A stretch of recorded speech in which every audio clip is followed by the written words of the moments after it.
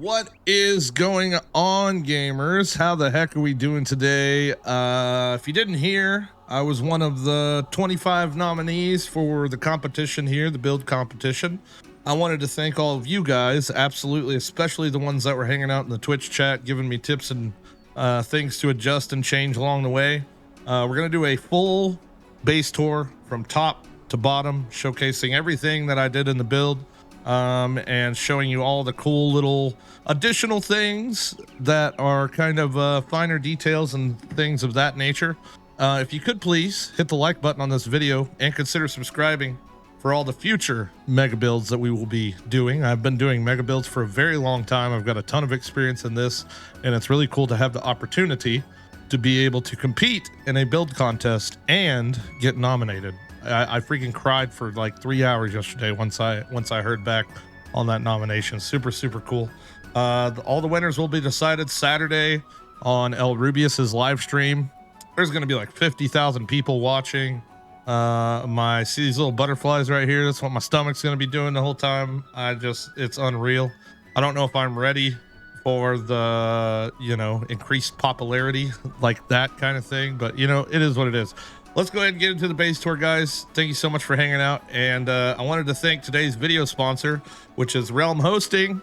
If you want to get together with your friends and build on a server, use code see-through at Realm Hosting down in the description for your very own server. 25% off. Let's go. All right, let's get into this. Let's go ahead and get into it. All right, so the idea, for those of you that didn't hear the storyline, is essentially 1,000 years ago, 2,000 years ago, two millennia ago, a titan lived in this mountain. Back then it was just a cave. He used some of his mystical powers to create a forge that could turn all raw materials into gold. Once this forge was crafted, he ignored the negative effects, and the negative effects were that the shroud increased in size and enemy power essentially every time that he used this forge to create gold.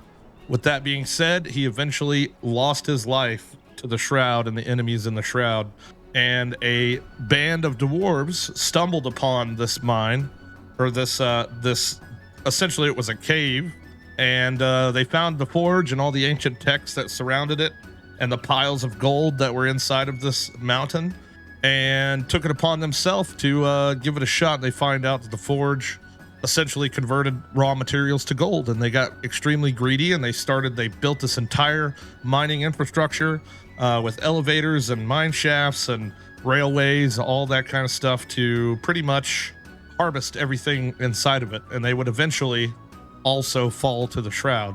So it is left abandoned and pretty much awaiting its next victim. So let's go ahead and get into it. Now you got a little context here, and more or less, if my phone would shut up, holy crap, Jesus. So we've got the main 3 towers in the center, which provides us with the entryway into the mine shaft, but we've got all these cool little details out here, little railways busted up. Everything is pretty much old. It's been abandoned for over 1,000 years, and this is all that remains. And somehow the flames are still lit after 1,000 years. I don't know how that plays into it, but we've got these collapsed mine shafts here. We utilized a cool mechanic that allows you to use cobblestone to break items. So anything you see like this, I'm going to do a video tutorial on all the cool building techniques I learned during this here pretty soon. But yeah, so there's mine shafts all along the top of this thing. If you can maneuver and navigate through all the broken pieces of the wood, more collapsed mine shafts here, more up here. They're all the way up it. But yeah, super cool thing. While I was actually building this the first time, we were live streaming, and I had like a lighting bug situation, and I logged out and logged back in and logged in and realized that the entire work that I did over the past 6 hours, including mining 6,000 stone, completely did not save. So we lost 6 hours on that stream. It was a 15-hour stream. We ended up coming back, making it 10 times cooler. I launched out my Rocky quote with 150 viewers watching, and I was just like, you know what? It ain't all sunshine and rainbows. You know what I mean? So yeah, we built these things. Inside of the outside 2 towers, another collapsed mine shaft with some little like cave spikes going on in here and stuff. filled in the gaps on the insides of the insides of the walls with more terrain, just kind of make it look like it's more like wedged in. Another mine shaft here. Something that's really cool about this side, obviously it's pretty similar to the other side with mine shafts going all the way up to the top, but I decided to try and make it look like a piece of the tower had fallen off. So there's this like broken wood, it's missing from up there, and it's essentially fell down onto the ground here, and it looks pretty cool. It looks pretty cool. I had kind of a hard time coming up with ideas to populate this like area in front of these spaces, because there's just not a whole lot. So I tried to incorporate as much as I could think of with the materials that I have, because all of you know that I've done this solo and used all my own materials, no resource farms, no cheat engines like this freaking weirdo that commented on my stuff this morning. Cheat engines, what a cheater. Oh my god, cheater. Bro, if you know anything about my content, you've been watching for a while, you know that that's the stupidest thing you've ever heard. Oh my god. Anyway, I digress. Let's go down into the mine, and we'll take the front entryway here. Now, yesterday I decided to stretch out the stripe. So we've had this stripe in the floor for like a week or so, and I decided to extend it because it actually ended right here on the tip of the stairs. So we extended this down. We added a few more wall torches on the insides of these corners. One thing I do wish I could have got to, but I ended up not having enough torches. I only had 6, and I needed like 8. Actually, no, I needed like 16, essentially to put these little wall decorations right here along this wall, and then the same replicated on the other hallway over there. Couldn't get to that, unfortunately, but that's okay because we were just like fine detail and everything. You see the green stripes go all the way down here.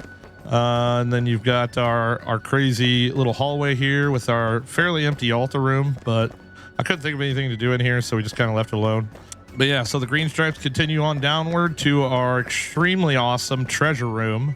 That was kind of a last minute decision because I had found out front while I was working on those mine carts. You guys noticed the shredded metal on the mine carts there, and then I thought about it and I was like, what if I did it with bronze? I wonder if it would look like piles of gold. So more or less we packed this place full of staircases, threw cobblestone all over it, broke all the cobblestone, and this is what we ended up with.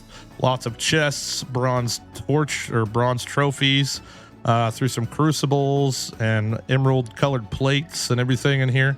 And I think it really portrays the idea I was going for of just like just a mass storage of treasure. One thing I did want to still do is add an iron gate here, but unfortunately I've only got 12 iron blocks, so I couldn't make a gate, but still pretty cool nonetheless. We've got our infamous Celtic emblem up on the wall there, and which essentially leads us down into the actual build itself, which is this huge 1.2 million square block hole in the ground that took me like 40 hours to dig out via using foundations and all that good stuff to dig. But we'll start going left here. We'll start on the left side. You'll see that we've got the candles on all the side ladder wells. We've got these same like light fixtures all the way around, going all the way up to the ceiling across this whole wall here. We'll ignore the fact that I missed that one. Another abandoned mine shaft on this way. Collapsed mine shaft. Come down here. There's another one here as well with a little bit of lighting going on inside. We turn this direction. We'll skip past all this so we can see what's going on the other end, which is essentially another mine shaft here. Just kind of tried to make them all look somewhat similar, but kind of different. We got the rail tracks here. They're a little bit too straight, honestly. I should have broke them up a little bit more and make them look a little different, but either way, we've got our stalactite up here with a stalagmite down here on the bottom, which, to be completely honest, doesn't make a whole lot of sense that it looks like it's erecting out of the ground, but outside of practicality, I just thought it looked really freaking cool with it like looking like it was busted out of the ground. That'd be more like a tree root thing instead of like a stalagmite, because the tite drips down and creates that one, but it doesn't necessarily smash it through the ground. I just thought it looked cool. So also here we have a huge mine shaft that we added in. On this right side, I wanted to make it like an accessible cave instead of a collapsed one, because I just didn't want them all to be collapsed. I wanted some of them to still be usable. So this brings us out up here and takes us down into this mine shaft where you can see that we've got the platform here that's on tracks that goes all the way up and down, and pretty much the four corners holds it in place so it doesn't, you know, go off track or whatnot. But yeah, that's pretty much that. And then we go back to the middle here, and you'll get to see essentially our statue of Lord Midas, which is, you know, written in the text. There was pictures and this and that of Lord Midas, so the dwarves had decided to essentially worship him as the god of gold and create this statue in his memory before they, you know, ended up succumbing to the dwarves, or to the shroud, sorry. Here's the forge, the magical forge that converts everything to gold. Last night we actually did a little bit of finer details here. We added a lot of rubble around, just kind of make it look a little bit more alive, a lot of like little forges, smelters, etc. And we also, underneath the sand that we used for the lava, a lot of people are curious how the hell I did this, but it was all sand. Thank you, Triple Bud, for you know, attempting the idea of doing this certain thing, and it turns out great. The black differences in the sand here really make it look kind of like molten, which is great.